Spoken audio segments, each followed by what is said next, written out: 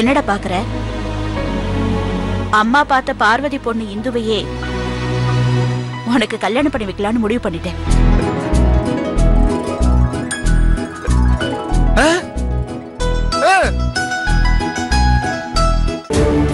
இது பாரு, இன்னைக்குதான் செங்கல் பிசினஸ் ஆரம்பிக்க போறோம். முதல் நாளே கஸ்டமரை வெயிட் பண்ண வைக்க கூடாது. கிளம்புறியா? கார் எடுன்னு சொல்றேன்ல.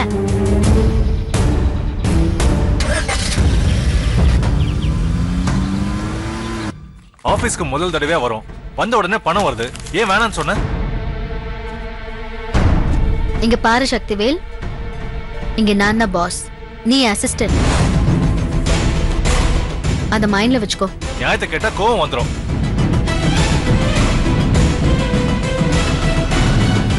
எதை எப்போ எப்படி செய்யணும்னு எனக்கு தெரியும். நீ என்ன பண்ற? அந்த பழைய அக்கௌண்ட் நோட் எல்லாம் எடுத்து அடிக்க வை.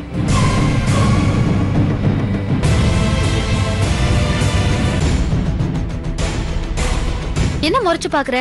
போ.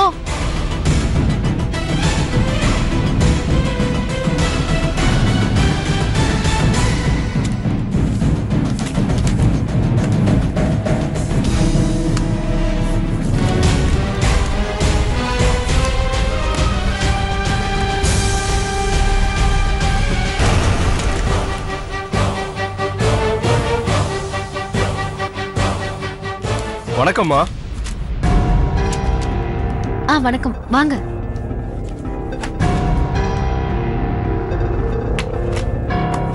என்ன சார், சொல்லுங்க. என் பேர் கனகராஜ். கோயம்புத்தூர்ல பில்டிங் கான்ட்ராக்டரா இருக்கேன். உங்ககிட்ட ஒரு முக்கியமான டீல் பேசணும். சொல்லுங்க.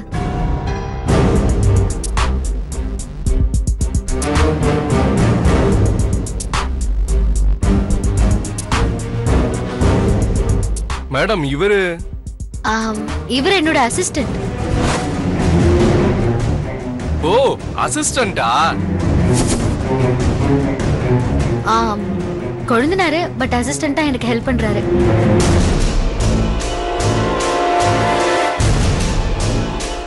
மேடம், தப்பா எடுத்துக்காதீங்க. உங்ககிட்ட கொஞ்சம் பர்சனலா பேசணும். சக்திவேல். என்ன? நானா? நீங்க தானே சக்திவேல். வெளியே போங்க.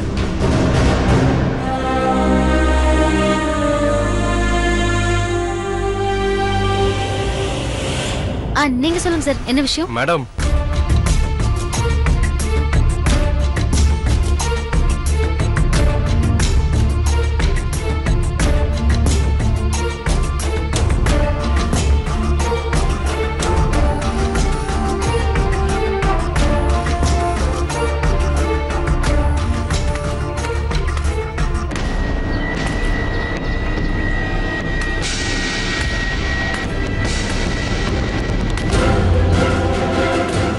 என்ன அனுப்பிவிட்டு அவ உள்ள என்ன பண்றா?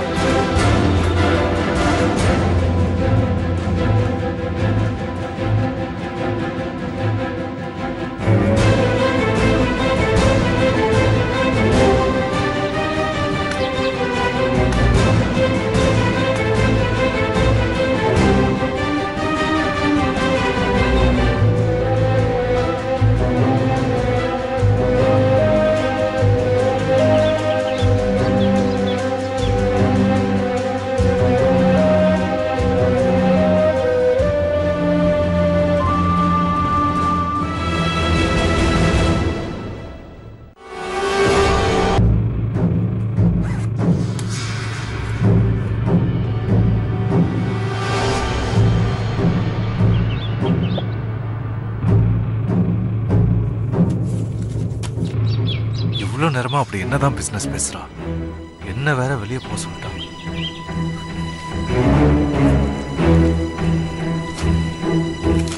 சரிங்கம்மா, நீங்க சொல்றத கண்டிப்பா பண்ணிடுறேன். சரிங்க சார், ரொம்ப நன்றி. அப்ப நான் வரமா?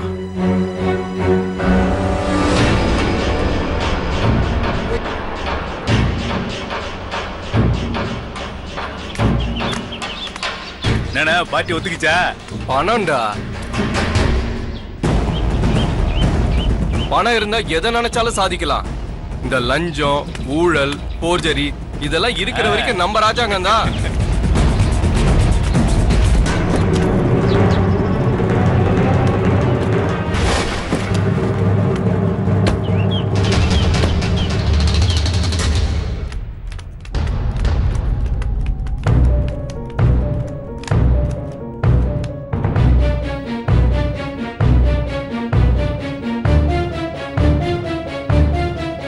இவனுங்க எதுக்கு இப்ப இங்க வரானுங்க?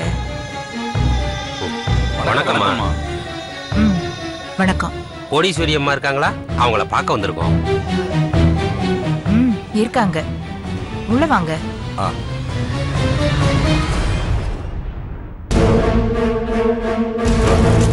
வாங்க வாங்க வாங்க. வணக்கங்க. உட்காருங்க. உட்காருங்க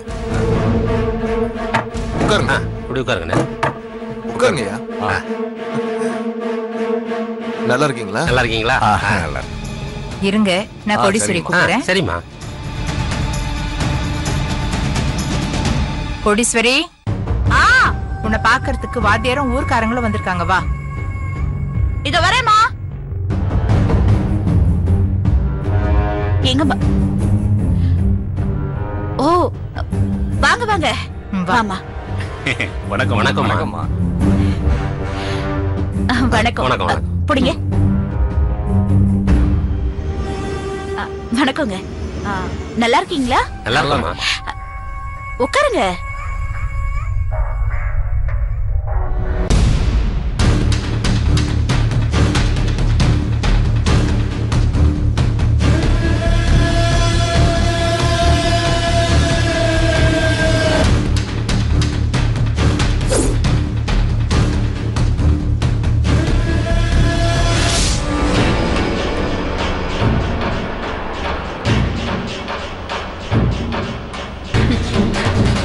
என்ன தேடி வந்துட்டீங்கல்ல, இனிமே நல்லா இருப்பீங்க.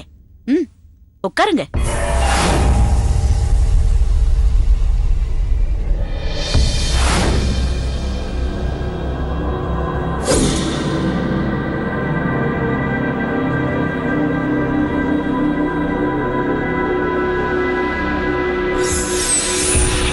நம்ம வீடு, உட்காருங்க. உங்களே தான், உட்காருங்க. என்ன சாப்பிடுறீங்க? காஃபி, டீ, சில்லுன்னு மோர் குடிக்கிறீங்களா? மா, என்னம்மா? டீ போட்டு கொடு. சரி.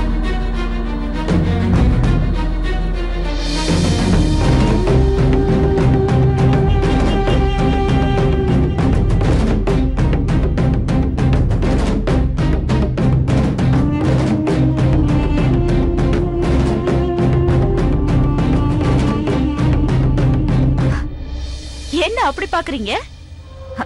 புதுசா பாக்குற மாதிரி ஏன் இவ்வளவு தயக்கம்? சொல்லுங்க, என்ன சாப்பிடுறீங்க? அம்மா டீயே போதுமா? சரி அம்மா, டீ போட்டு கொண்டு வாமா. சரிம்மா. ம், சொல்லுங்க, இப்ப எதுக்கு என்ன பார்க்க வந்திருக்கீங்கன்னு நான் தெரிஞ்சுக்கலாமா?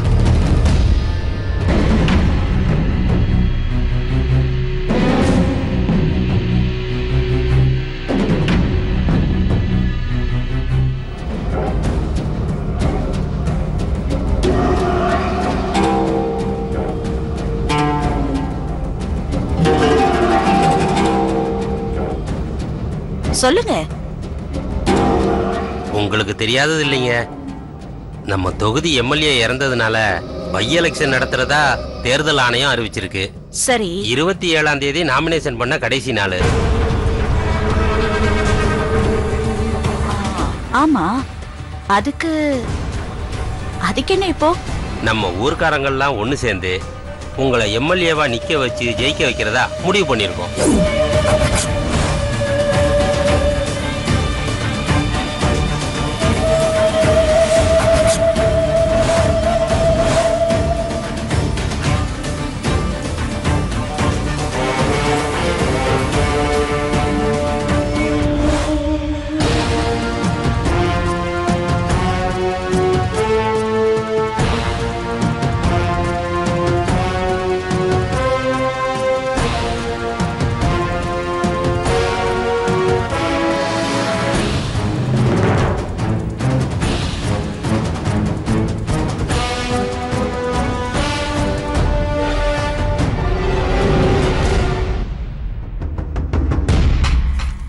யோசிக்காதீங்கம்மா. இந்த பாருங்க, நீங்க தான் எம்எல்ஏவா நிக்கணும்னு எல்லா ஊர்க்காரங்களும் கையெழுத்து போட்டு கொடுத்துருக்காங்க. இது சாத்தப்பன் சாவடி, இது அந்தியூர், இது பட்டூர், இது பாலாறு, இது ராஜபட்டி, இது மேலூர்.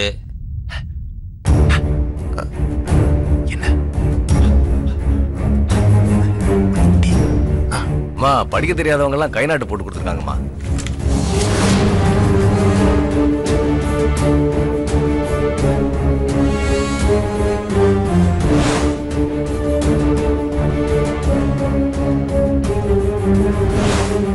உங்களுக்காகவே உழைக்க காத்துக்கிட்டு இருக்கேன். உங்க பொன்னான வாக்குகளை எனக்கு அளிக்கும்படி தாழ்மையோட கேட்டுக்கிறேன்.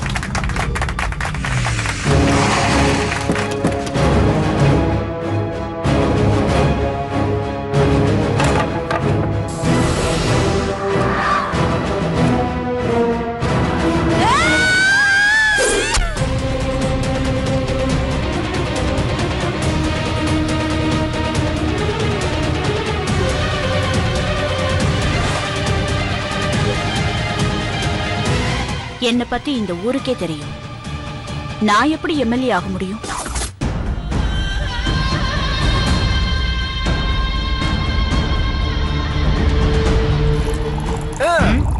என்னடா என்னடா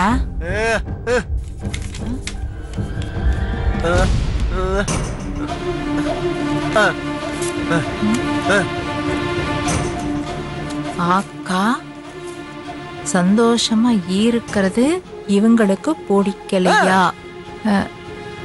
இவங்களை எதுக்கு வீட்டுக்குள்ள வெயிட்டிங்க? டேய், உன் கோவம் எனக்கு புரியுதுடா. அவங்க போனதுக்கு அப்புறம் அக்கா கிட்ட இத பத்தி பேசுவோம். முதல்ல இத பிடி, இந்த டீயை கொண்டு போய் அவங்களுக்கு கொடு.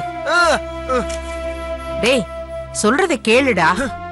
இத கொண்டு போய் கொடு. இல்லனா இன்னும் ஏன் டீ வரலன்னா அதுக்கும் அவ சத்தம் போடுவா. புடி, கொண்டு போய் கொடு. போடா.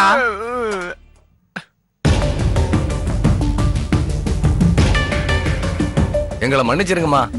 இடைத்தேர்தலை அறிவிச்ச உடனே உங்களை எம்எல்ஏ ஆக்கணும்னு யோசிச்சமே தவிர நீங்க எலெக்ஷன்ல நிக்க முடியாதுங்கிறத நாங்க மறந்துட்டோம்மா. நீங்க மறந்துட்டீங்க,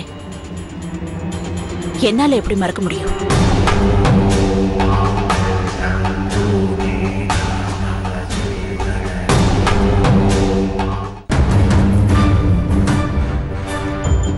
இந்தாங்க, எடுத்துக்கோங்க. உட்காருங்க, உட்காருங்க.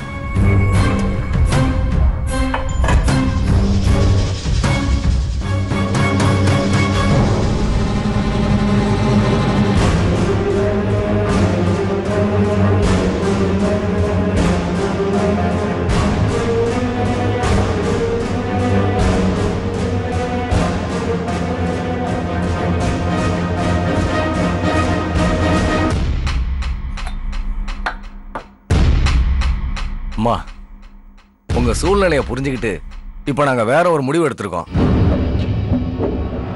என்ன முடிவு எடுத்திருக்கீங்க? அம்மா, நம்ம தொகுதியில காலங்காலமா உங்க குடும்பம் தான் அதிகாரத்துல இருந்து ஊருக்கு வேண்டியதை செஞ்சு கொடுத்துருக்காங்க. உங்க அப்பா கூட தொடர்ந்து 3 தடவை எம்எல்ஏ இருந்திருக்காரு. அவர் போனதுக்கு அப்புறம் நம்ம தொகுதியில நல்ல காரியம் எதுவும் நடக்கல. எம்எல்ஏ பதவிக்கு வர்றவங்க அவங்க குடும்பம் அவங்க சொந்த பந்தம்னு செழிப்பா இருக்காங்க. அதனாலம்மா இந்த தடவை உங்க வீட்டுக்காரர் சுப்பிரமணியம் சார எம்எல்ஏவுக்கு நிக்க வைக்கலாம் நாங்க முடிவு எடுத்திருக்கோம்.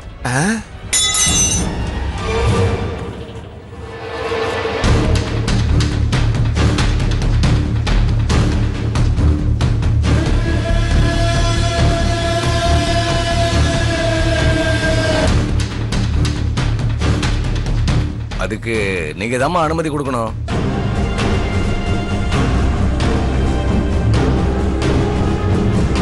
நான் எம்எல்ஏவா? அதிர்ஷ்டம் நம்ம பக்கம் அடிக்குது. இனிமே நான் சாதாரண சுப்பிரமணியன், எம்எல்ஏ சுப்பிரமணியன். சைரன் வச்ச கார்ல சட்ட கசங்காம சும்மா ஜம்முன்னு சுத்தலாம்.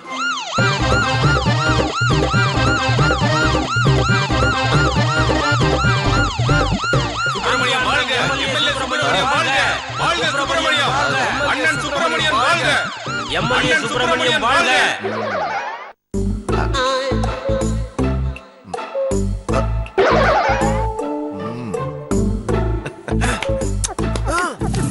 என்னடா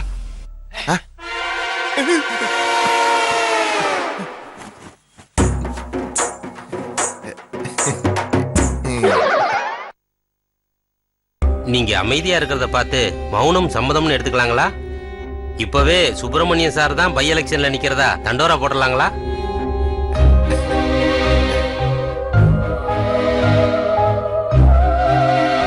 இங்க பாருங்க, ஊர் பெரியவங்க எல்லாருமா என் வீடு தேடி வந்து எலெக்ஷன்ல நிக்க சொல்லும்போது என்னடா நான் அப்படி பேசுறேன்னு தப்பா எடுத்துக்காதீங்க. நான் இப்பதான் எல்லாத்தையும் விட்டுட்டு கொஞ்சம் வருஷமா என் குடும்பம், என் அம்மா, என் தம்பின்னு ரொம்ப சந்தோஷமா இருக்கேன். இந்த சந்தோஷத்தை நான் இழக்க விரும்பல.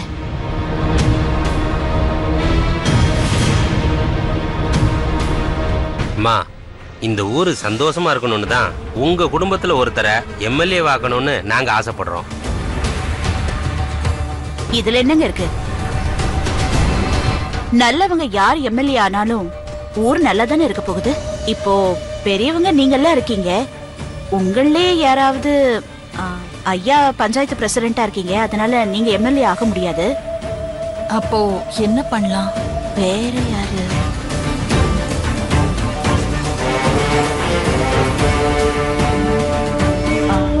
இப்படி செஞ்சா என்ன?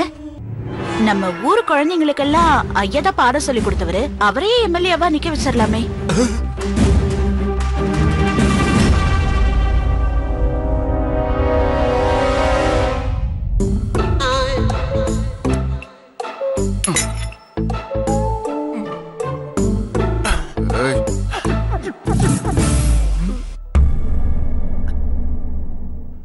இந்த வாத்தி எம்எல்ஏ ஆகி என்னத்தை கிழிக்க போறான்? பேசாம என்னையே எம்எல்ஏ ஆகிடு கோடீஸ்வரி.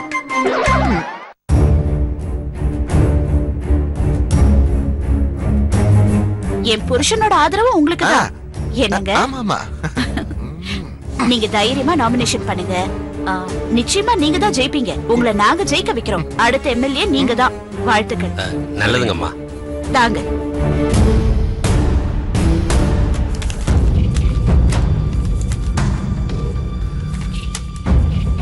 சுப்பிரமணியம் சார், நாங்க போயிட்டு வரோம் தம்பி. வரோம்.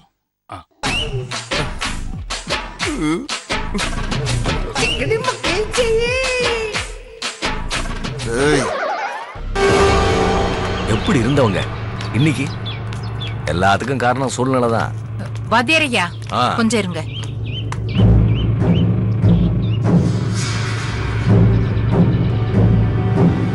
கோடீஸ்வரி ஒரு முடிவு எடுத்துட்டான்னா அதுல இருந்து அவ மாறவே மாட்டா. இந்த கட்சி, அரசியல் இதெல்லாம் ஏன் புருஷனோடய போகட்டும். அவளை சந்தோஷமா வாழ விடுங்க. தயவு செஞ்சு எலெக்ஷன் விஷயமா இனிமே கோடீஸ்வரிய பார்க்க வராதீங்க. நான் சொல்றத கொஞ்சம் புரிஞ்சுக்கோங்க.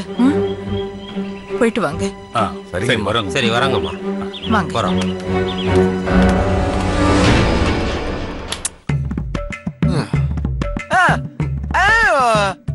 வீடு தேடி வந்த பதவியை உங்க அக்கா வேணான்ட்டாடா. நான் மட்டும் இந்த ஊருக்கு எம்எல்ஏ ஆயிருந்தா நான் மொத போற கையெழுத்து என்ன தெரியுமா? கையெழுத்து என்னன்னு தெரியுமா உனக்கு? நீங்க இந்த ஜென்மத்துல எம்எல்ஏ ஆக்க முடியாதா? ஏய், அப்பா, பாத்ரூம்ல ஆயி போயிட்டேன், வந்து வாஷ் பண்ணி விடுங்க. மாமா,